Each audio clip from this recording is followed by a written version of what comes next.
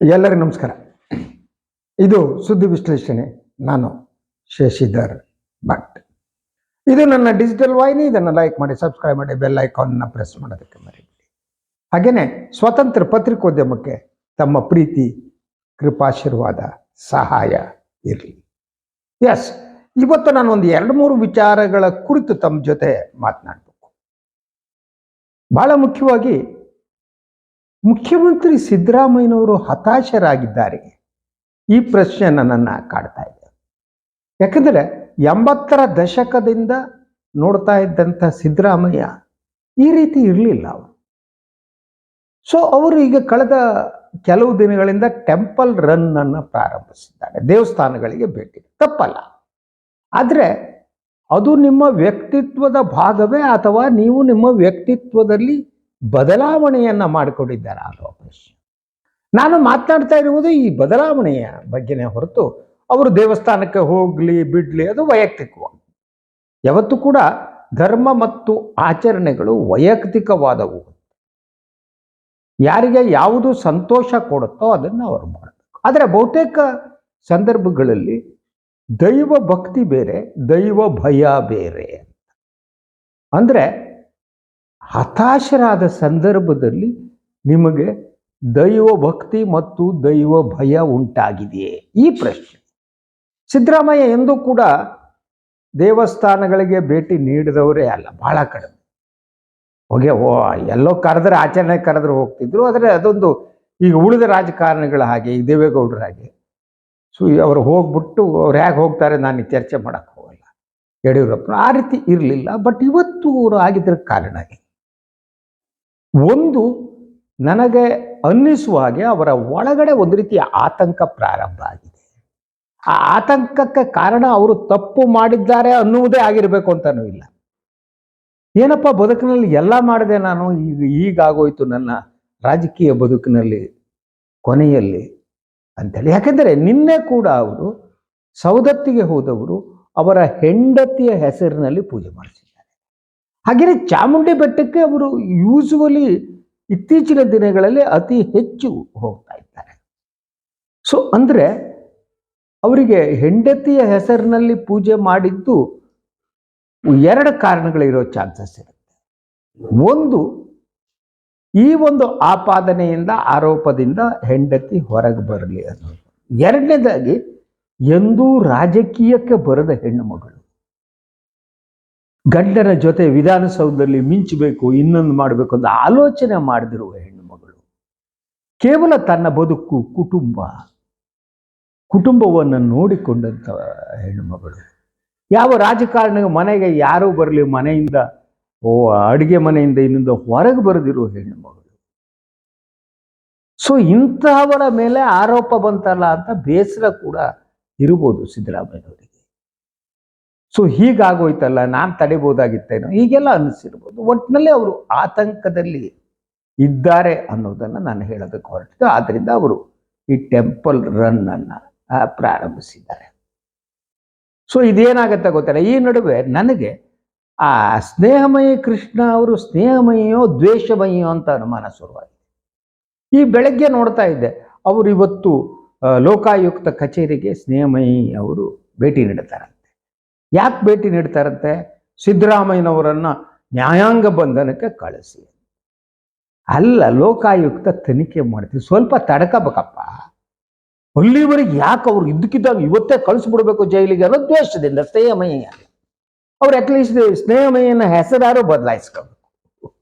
ಏನೋ ಬೇರೆ ಕಾರಣ ಇದೆ ಅಂತ ನನಗೆ ಅನ್ಸುತ್ತೆ. ಅವರ ಇಡೀ ನಡವಳಿಕೆ ಅವರಿಗೆ ಒಂದು ಸಿದ್ದರಾಮಯ್ಯನವರ ಮೇಲೆ ವೈಯಕ್ತಿಕ ದ್ವೇಷ ಇದ್ದಂತೆ ಕಾಣ್ತಾ ಇದೆ. ಅವರ ಇಡೀ ವರ್ತನೆ ವೈಯಕ್ತಿಕ ದ್ವೇಷದಂತೆ ಕಾಣುತ್ತೆ.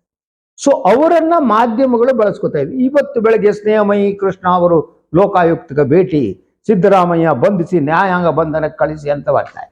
ಹೋಗೋವರೆಗೂ ಈ ಮಾಧ್ಯಮಗಳು ತಡೆಯಲ್ಲ. ಅವ್ರಿಗೂ ಇತ್ತೀಚೆಗೆ ಅಂದರೆ ಅತಿ ಹೆಚ್ಚು ಬಾರಿ ಸ್ನೇಹಮಯಿ ಕೃಷ್ಣ ಅವರು ರಾಜ್ಯಪಾಲರನ್ನ ಭೇಟಿ ಮಾಡ್ತಿದ್ರು. ಒಂಥರ ರಾಜ್ಯಪಾಲರ ಅಡ್ವೈಸರ್ ಇವರು ಅನ್ನುವ ರೀತಿ. ಅದಾದ ಮೇಲೆ ಈಗ ಅವರು ಲೋಕಾಯುಕ್ತಕ್ಕೆ ಭೇಟಿ ಕೊಡೋದು ಬಂಧಿಸಿ. ಇದು ಒಂದು ರೀತಿಯಲ್ಲಿ ಲೋಕಾಯುಕ್ತದ ವಿಚಾರಣೆಯಲ್ಲಿ ನಡೆಸುವ ಹಸ್ತಕ್ಷೇಪ ಅಲ್ವಾ? ಒಂದು ಇದನ್ನು CBIಗೆ ಒಪ್ಸಿ ಅಂತ ಬರ್ತಾ ಇದ್ರು. ಯಾಕೆ ಅಂದರೆ ನನಗೆ ಲೋಕಾಯುಕ್ತದಲ್ಲಿ ನ್ಯಾಯ ಸಿಗಲ್ಲ ಅಂತ. CBIದಲ್ಲಿ ನ್ಯಾಯ ಸಿಕ್ಕಿದ್ದು ಎಲ್ಲಿದೆಯಪ್ಪ? CBI ಯಾವತ್ತಾದರೂ ಇತ್ತೀಚಿನ ವರ್ಷಗಳು, ಕಳೆದ 10 ವರ್ಷಗಳಲ್ಲಿ ನ್ಯಾಯ ಧರ್ಮದಂತೆ ವರ್ತನೆ ಮಾಡಿದೆಯಾ? ರಾಜಕೀಯವಾಗಿ ದ್ವೇಷ ತೀರಿಸಿಕೊಳ್ಳುವ ಒಂದು ಸಂಸ್ಥೆಯಾಗಿ CBI ಬದಲಾಗಿದೆ. ಇವರಿಗೆ CBI ಮೇಲೆ ನಂಬಿಕೆ ಇದೆ. ಅಮಿತ್ ಶಾ ಅವ್ರ ಮೇಲೆ ನಂಬಿಕೆ ಇಟ್ಕೊಳಕ್ಕಾಗುತ್ತಾ ಯಾರಾದರೂ? ಅಮಿತ್ ಶಾ ನಿಯಂತ್ರಿತ ಸೆಂಟ್ರಲ್ ಏಜೆನ್ಸಿಗಳು ನ್ಯಾಯವನ್ನು ಕೊಡ್ತವೆ ಅಂತ ನಂಬೋದು ಹೇಗೆ? ಲೋಕಾಯುಕ್ತ ಮೇಲೆ ನಂಬಲ್ಲ. I agree.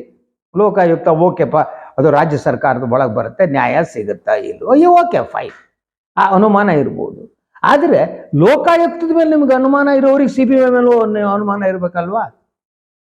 That is a thing. ನನಗೆ ಅರ್ಥ ಆಗಲ್ಲ. ಎಸ್, ನಾನು ಇನ್ನೊಂದು ವಿಚಾರ ಮಾತನಾಡಬೇಕು ಅಂತ ಭಾಳ ದಿವಸ ಅಂದ್ಕೊಂಡಿದ್ದೆ. ಅದು ಹೈದರಾಬಾದ್ ಕರ್ನಾಟಕ ಅಥವಾ ಕಲ್ಯಾಣ ಕರ್ನಾಟಕ ಪ್ರದೇಶದಲ್ಲಿ ಅಲ್ಲಿ ಶೈಕ್ಷಣಿಕ ಉನ್ನತಿಯ ಬಗ್ಗೆ, ಸಮಸ್ಯೆ ಬಗ್ಗೆ ಅಧ್ಯಯನ ಮಾಡೋದಕ್ಕೆ ಒಂದು ಸರ್ಕಾರ ಮಾಡಿದೆ, ಒಂದು ಸಮಿತಿ ಮಾಡಿದೆ. ಇದು ಎಂಥ ಶಾಕಿಂಗ್ ಅಂದರೆ, ಗುರುರಾಜ್ ಕರ್ಜಗಿಯವರು ಅದಕ್ಕೆ ಅಧ್ಯಕ್ಷರಂತೆ. ಗುರುರಾಜ್ ಕರ್ಜಗಿಯವರು ಅವರು ಖಾಸಗಿ ಶಿಕ್ಷಣ ಸಂಸ್ಥೆಗಳನ್ನು ತೆರೆಯೋ ಒಂದು ಬಹುದೊಡ್ಡ ದಂಧೆಯನ್ನು ನಡೆಸ್ತಾ ಇದ್ದಾರೆ. ಅದಕ್ಕೆ ಅವ್ರು ಕೊಡೋ ಕಾರಣ, ನಾವು ಪ್ರಾಥಮಿಕ ಶಿಕ್ಷಣವನ್ನು ಮಾಡ್ತೀನಿ, ನಡೆಸ್ಕೊಂಡು ಹೋಗ್ರಿ ಅಲ್ಲ. ಈಸ್ ರಿಪ್ರೆಸೆಂಟಿಂಗ್ ಖಾಸಗಿ ಶಿಕ್ಷಣ ಸಂಸ್ಥೆಗಳ ಹಿತಾಸಕ್ತಿಗೆ ರಿಪ್ರೆಸೆಂಟ್ ಮಾಡುವವರನ್ನು ತಗೊಂಡು ಹೋಗ್ಬಿಟ್ಟು ಸರ್ಕಾರಿ ಶಾಲೆಗಳನ್ನು ಹೇಗೆ ಮಾಡಬೇಕು ಅನ್ನೋದಕ್ಕೆ ಆ ಸಮಿತಿಗೆ ಅಧ್ಯಕ್ಷರನ್ನು ಮಾಡ್ತಾರೆ. ಇದಕ್ಕೆ MLA ಅಜಯ್ ಸಿಂಗ್ ಅವ್ರ ಕಾರಣ ಅಂತ ಹೇಳಲಾಗ್ತಾ ಇದೆ. ಶಿಕ್ಷಣ ಸಚಿವರೊಬ್ಬರು ಇದ್ದಾರೆ, ಮಧು ಬಂಗಾರಪ್ಪ. ನನಗೆ ಆಶ್ಚರ್ಯ, ಈ ಕಾಂಗ್ರೆಸ್ ಸರ್ಕಾರಕ್ಕೆ ಶಿಕ್ಷಣದ ಬಗ್ಗೆ ಅಟ್ಲೀಸ್ಟು ಪಠ್ಯ ಪುಸ್ತಕದಲ್ಲಿ ಏನೋ ಆಯಿತು, ಅದನ್ನು ಸರಿಪಡಿಸಕ್ಕೆ ಹೊರಟಿದ್ದಾರೆ ಸರಿ. ಶೈಕ್ಷಣಿಕ ಗುಣಮಟ್ಟವನ್ನು ಹೆಚ್ಚೋದಕ್ಕೆ ಏನಾದರೂ ಮಾಡ್ಬೇಕಲ್ವಾ? ಇವರೆಲ್ಲ ಹೋಗ್ಬಿಟ್ಟು ಈ ಕಾಂಗ್ರೆಸ್ನವರು ಸಂಪೂರ್ಣವಾಗಿ ಖಾಸಗಿ ಶಿಕ್ಷಣ ಸಂಸ್ಥೆಗಳ ಒಂದು ನಿಯಂತ್ರಣಕ್ಕೆ ಒಳಗಾಗಿದ್ದಾರೆ ಅಂತ ಪ್ರಶ್ನೆ.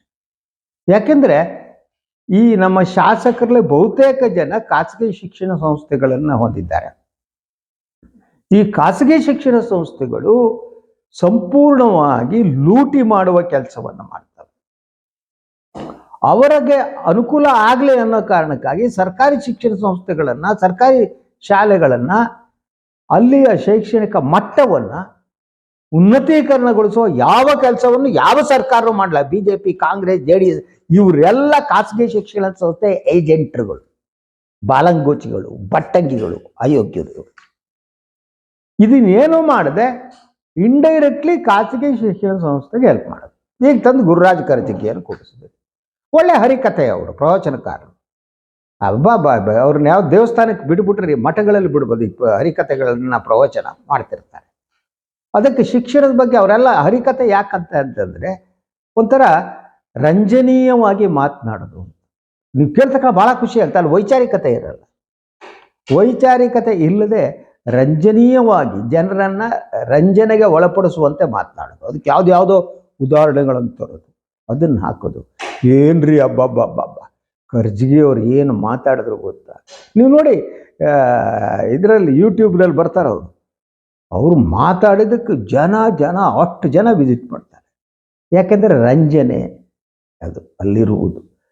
ಸೊ ಖಾಸಗಿ ಶಿಕ್ಷಣ ಸಂಸ್ಥೆಯ ಪರವಾಗಿರುವ ಒಬ್ಬ ವ್ಯಕ್ತಿ ಖಾಸಗಿ ಶಿಕ್ಷಣ ಸಂಸ್ಥೆಗಳನ್ನು ಪ್ರಾರಂಭಿಸುವುದೇ ಒಂದು ದಂಧೆಯಾಗಿಸಿಕೊಂಡ ವ್ಯಕ್ತಿಯನ್ನು ನೀವು ಹೈದರಾಬಾದ್ ಕರ್ನಾಟಕ ಅಥವಾ ಕಲ್ಯಾಣ ಕರ್ನಾಟಕದ ಶೈಕ್ಷಣಿಕ ಗುಣಮಟ್ಟವನ್ನು ಹೆಚ್ಚಿಸುವ ಒಂದು ಸಮಿತಿಗೆ ಅಧ್ಯಕ್ಷರನ್ನು ಮಾಡ್ತೀರಿ ಅಂದರೆ, ಅವರು ತಮಗೆ ಅನ್ನ ನೀಡುವ, ತಮಗೆ ದಂಧೆಯಾಗಿರುವ ಖಾಸಗಿ ಶಿಕ್ಷಣ ಸಂಸ್ಥೆಗಳ ಪರವಾಗಿರ್ತಾರೋ, ಸರ್ಕಾರಿ ಶಿಕ್ಷಣ ಸಂಸ್ಥೆಗಳನ್ನು ಅವರು ಉನ್ನತೀಕರಣಗೊಳಿಸೋದಕ್ಕೆ ಅಥವಾ ಅಲ್ಲಿಯ ಸಮಸ್ಯೆಗಳನ್ನು ಗುರುತಿಸುವ ಕೆಲಸವನ್ನು ಮಾಡಲ್ಲ.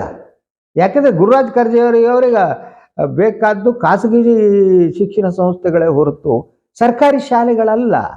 ಸರ್ಕಾರಿ ಶಾಲೆಗಳೆಲ್ಲ ಉತ್ತಮವಾದರೆ, ಅಲ್ಲಿ ಶೈಕ್ಷಣಿಕ ಗುಣಮಟ್ಟ ಜಾಸ್ತಿ ಆದರೆ ಆವಾಗ ಈ ಖಾಸಗಿ ಶಿಕ್ಷಣ ಸಂಸ್ಥೆಗಳ ವ್ಯಾಪಾರ ನಿಂತೋಗ್ಬಿಡುತ್ತೆ ಸ್ವಾಮಿ, ನಿಂತೇ ಹೋಗುತ್ತೆ, ಅನುಮಾನ ಬೇಕಾಗಿಲ್ಲ. ಸೊ ಆದ್ದರಿಂದ ಅವರು ತಮ್ಮ ಹಿತಾಸಕ್ತಿಯನ್ನು ಬೇರೆ ಇವರು ಈ ಶಾಲೆಗಳನ್ನ ಮಾಡಿ ಕೊಡ್ತಾರೆ. ಅವರು ಯಾಕೆ ಬಂದರು? ಅವರು ಒಂದು ವಿಡಿಯೋದಲ್ಲಿ ಹೇಳ್ತಾ ಇರೋದು ನೋಡಿದೆ, ನಾನು ಕಾಲೇಜ್ ಪ್ರಿನ್ಸಿಪಾಲ್ ಆಗಿದ್ದೆ.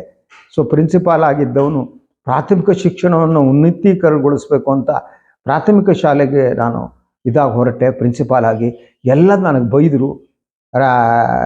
ರಾಜಾರಾಮಣ್ಣವ್ರು ಮಾತ್ರ ನನಗೆ ಸಪೋರ್ಟ್ ಮಾಡಿದ್ರು. ಎಚ್ ನರಸಿಂಹಯ್ಯನವ್ರು ಯಾಕೆ ಮಾಡ್ತಾರೆ? ದಂಧೆಗಾಗಲ್ವ? ಅಂದರೆ ಖಾಸಗಿ ಶಿಕ್ಷಣ ಸಂಸ್ಥೆಗಳ ಪರವಾಗಿ ನೀವು ಪ್ರಾಥಮಿಕ ಹಂತದಲ್ಲಿ ಆ ದಂಧೆಯನ್ನು ವಿಸ್ತರಿಸುವ ಅವಕಾಶ ಇದೆ ಅಂತ ಹೋಗಿದ್ದಲ್ವಾ ಅಲ್ವಾ? ಸೊ ಇಂಥದಕ್ಕೆ ಈ ಸರ್ಕಾರ ಕೊಡುತ್ತೆ. ಸಿದ್ದರಾಮಯ್ಯ ಸರ್ಕಾರ ಮೊದಲನೇದಾಗಿ ಒಬ್ಬ ಒಳ್ಳೆಯ ಶಿಕ್ಷಣ ಸಚಿವರನ್ನು ನೇಮಿಸಬೇಕಾಗಿತ್ತು. ನನಗನ್ಸುವಾಗೆ ಮಧು ಬಂಗಾರಪ್ಪನವ್ರಿಗೆ ಎಷ್ಟರ ಮಟ್ಟಿಗೆ ಈ ಖಾಸಗಿ ಶಿಕ್ಷಣವನ್ನು ಉನ್ನತೀಕರಿಸುವ ಆಸೆ ಇದೆಯೋ ಗೊತ್ತಿಲ್ಲ. ಅವ್ರಿಗೆ ಆಸೆ ಇದ್ದರೂ ಬಜೆಟ್ ಕೊಡ್ಬೇಕಲ್ವ? ವಿಶ್ವದ ಬಹುತೇಕ ರಾಷ್ಟ್ರಗಳಲ್ಲಿ ಅತಿ ಕಡಿಮೆ ಶಿಕ್ಷಣಕ್ಕೆ ಅನುದಾನ ಕೊಡ್ತಾ ಇರೋದು ಇಂಡಿಯಾದಲ್ಲಿ ಮಾತ್ರ, ಇನ್ಯಾವುದ್ರಲ್ಲೂ ಮಾಡಲ್ಲ. ಶಿಕ್ಷಣ ಮತ್ತು ಹೆಲ್ತ್ ಆರೋಗ್ಯಕ್ಕಿದೆಯಲ್ಲ, ಅತಿ ಹೆಚ್ಚು ಅನುದಾನವನ್ನು ವಿಶ್ವದ ಐರೋಪ್ಯ ರಾಷ್ಟ್ರಗಳು, ಮುಂದುವರೆದ ರಾಷ್ಟ್ರಗಳು ಕೊಡ್ತವೆ. ನಮ್ಮಲ್ಲಿಲ್ಲ. ಯಾಕಂದರೆ ಖಾಸಗಿ ಕೊಡ್ಬೇಕಲ್ವಾ? ಸರ್ಕಾರಿ ಶಾಲೆಗಳನ್ನು, ಸರ್ಕಾರಿ ವ್ಯವಸ್ಥೆನ ಉನ್ನತೀಕರಣಗೊಳಿಸ್ಬಿಟ್ರೆ ಪ್ರಾಬ್ಲಮ್ ಅಲ್ವಾ? That is the thing. ಯಾಕಂದರೆ ಲಾಬಿ ಇದು, ಈ ಶೈಕ್ಷಣಿಕ ಲಾಬಿ ಇದೆಯಲ್ಲ, ಈ ಶೈಕ್ಷಣಿಕ ಲಾಬಿ ಶಿಕ್ಷಣ ಸಂಸ್ಥೆಗಳನ್ನು, ಸರ್ಕಾರಿ ಶಿಕ್ಷಣ ಸಂಸ್ಥೆಗಳು ಒಳ್ಳೆಯದಾಗೋದಕ್ಕೆ ಬಿಡದೇ ಇಲ್ಲ. ಅವರು ಏಜೆಂಟ್ರುಗಳು ಕಂಡ್ರಿ, ಏಜೆಂಟ್ರು. ಆ ಸ್ಥಿತಿ ಇವತ್ತು ಬಂದು ತಲುಪಿದೆ ಅಂತ ಹೇಳೋದಕ್ಕೆ ಇಷ್ಟಪಡ್ತೀನಿ. ಎನಿವೆ, ಇದಾಗಿತ್ತು ಈ ಬೆಳಗಿನ ಸುದ್ದಿ ವಿಶ್ಲೇಷಣೆ. ಇನ್ನೊಂದು ವಿಚಾರದೊಂದಿಗೆ ಸಾಧ್ಯ ಆದರೆ ಸಂಜೆ ಬರ್ತೀನಿ. ಇವತ್ತಿನ ದಿನ ಎಲ್ಲರಿಗೂ ಒಳ್ಳೆಯದಾಗಲಿ. ಸೊ ಸಿದ್ದರಾಮಯ್ಯನವ್ರಿಗೂ ಒಳ್ಳೆಯದಾಗಲಿ, ಅವ್ರಿಗೆ ಚಾಮುಂಡಿ ದೇವಿ ಒಳ್ಳೇದು ಮಾಡಲಿ. ಅದರಂತೆ ಏನು ಸವದತ್ತಿಗೆ ಹೋಗೋದ್ರು, ಸವದತ್ತಿ ಎಲ್ಲವನ್ನೂ ಒಳ್ಳೇದು ಮಾಡಲಿ.